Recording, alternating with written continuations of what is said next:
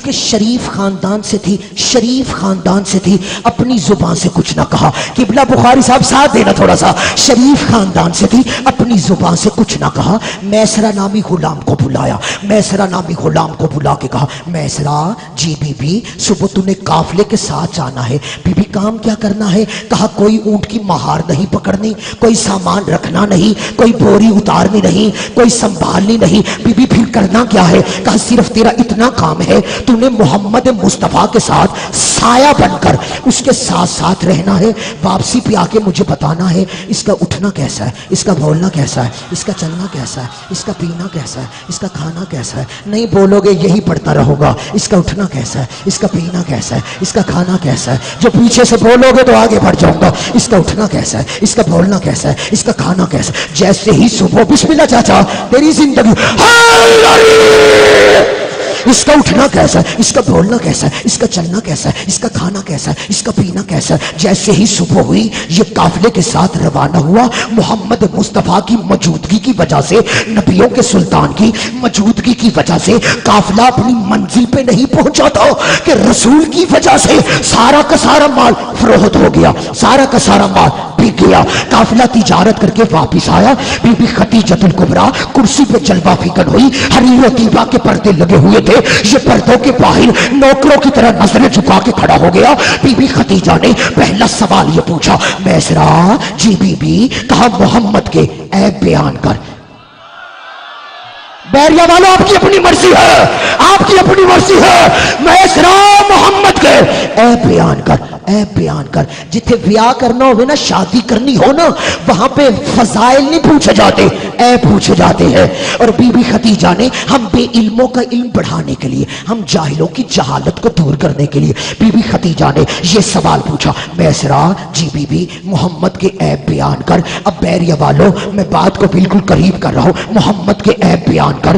وہ میسرہ جو تبسم محمد کی لہروں میں گم تھا، دیکھ کے کہنے لگا بی بی خلق کا کریم ہے، خلق کا عظیم ہے، گفتار کا صدیق ہے.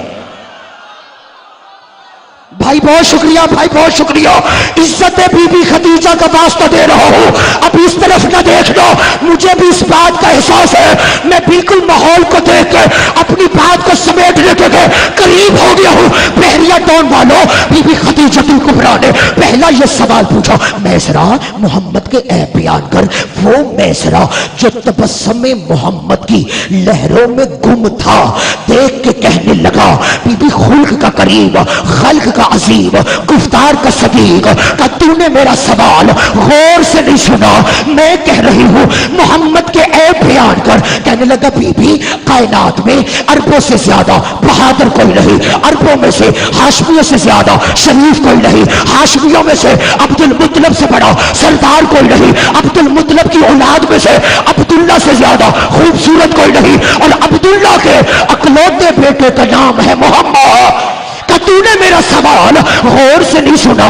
میں کہہ رہی ہوں محمد کے عیب بیان کر. کہنے لگا بی بی پہلے سب کو کھلاتے تھے، بعد میں خود کھاتے تھے. کہا میں کہہ رہی ہوں محمد کے عیب بیان کر. کہنے لگا بی بی جدھر سے گزرتے تھے نا، درخت جھک جھک کے سلام کرتے تھے. کہا میں کہہ رہی ہوں محمد کے عیب بیان کر. کہنے لگا بی بی جدھر سے گزرتے تھے، ابر کا ٹکڑا، بادل کا ٹکڑا ان کے پروٹوکول کے لیے ان پہ سایہ کیے رکھتا تھا. جدھر سے گزرتے تھے ابر کا ٹکڑا، بادل کا ٹکڑا ان کے پروٹوکول کے لیے ان پہ سایہ کیے رکھتا تھا. جدھر سے گزرتے تھے ابر کا ٹکڑا، بادل کا ٹکڑا ان کے پروٹوکول کے لیے سایہ کیے رکھتا تھا. ابر کا ٹکڑا ان کے پروٹوکول کے لیے ان پہ سایہ کیے رکھتا تھا. ابر کا ٹکڑا ان کے پروٹوکول کے لیے ان پہ سایہ کیے رکھتا تھا. ابر کا ٹکڑا ان کے پروٹوکول کے لیے ان پہ سایہ کیے رکھتا تھا. ابر کا ٹکڑا ان کے پروٹوکول کے لیے سایہ کیے رکھتا تھا. ابر کا ٹکڑا جتنے میرے مہمان ہیں، عزت والے بھائی ہیں، جتنی جلدی ہو سکے منبر آل محمد میں جس کو جہاں جہاں جگہ ملے وہیں پہ بیٹھ جانا. میرا عزت والا بھائی فرحان علی وارث منبر آل محمد پہ تشریف لے آیا ہے. ان کی موجودگی کو بھی ملحوظ خاطر رکھتے ہوئے بغیر کسی تفریق مذہب کے شیعہ سنی مشترکہ اجتماع میں اتحاد البین المسلمین کے جذبات کو ملحوظ خاطر رکھتے ہوئے بڑے پیار و محبت سے کہہ رہا ہوں بی بی خدیجہ نے پوچھا محمد کے عیب بیان بیان کر. کہنے لگا بیوی جدھر سے گزرتے تھے نا درخت جھک جھک کے سلام کرتے تھے. تو میں کہہ رہی ہوں اے بیان کر. کہنے لگا بیوی جدھر سے گزرتے تھے نا جو پتھر ان کے قدموں کے ساتھ مس ہوتا تھا وہ عقیق یمنی بن جاتا تھا. تو میں کہہ رہی ہوں محمد کے اے بیان کر. کہنے لگا بیوی جب ہم عرب لوگ تجارت کے لیے نکلتے ہیں راستے میں گرمی ہوتی ہے, گرمی کی وجہ سے پسینہ آتا ہے, پسینے سے بدبو آتی ہے. ہم عربوں نے اپنے ساتھ مشک و عنبر و کستوری کو رکھا ہوتا ہے. بیوی جب راستے میں لباس تبدیل کرتے ہیں نا اپنے لباس پہ اس خوشبو کو لگا لیتے ہیں. لیکن بیوی مجھے کعبے کے رب کی عزت کی قسم جب یہ محمد تجارت کے لیے نکلا راستے میں گرمی کی وجہ سے اسے پسینہ آیا, پسینے سے بدبو نہیں تھی, جو خوشبو پھوٹتی تھی وہ مجھ سے بہتر تھی, کستوری سے بہتر تھی, عنبر سے بہتر تھی, کستوری سے بہتر تھی, عنبر سے بہتر تھی. تو میں کہہ رہی ہوں محمد کے ایک بیان کر. چلو میرا بھائی آپ کو دیکھتے ہوئے میں اپنی سانس کو بھی روک رہا ہوں اور نتیجہ بھی اپنے سامنے کے حوالے کرنا چاہتا ہوں. میرے لیے نہیں عزت رسول کے لیے حق ادا کرتے ہوئے بولنا ضرور کہا میں سنا.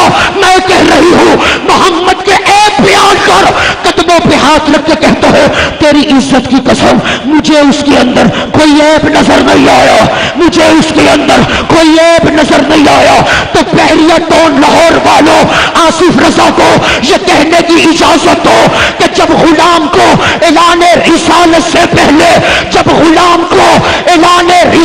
سے پہلے کوئی عیب نظر نہیں آیا تو پھر جبرائیل کی کیا جرات, وہ محمد کا سینہ چاک کرے, اسے دل گولی کا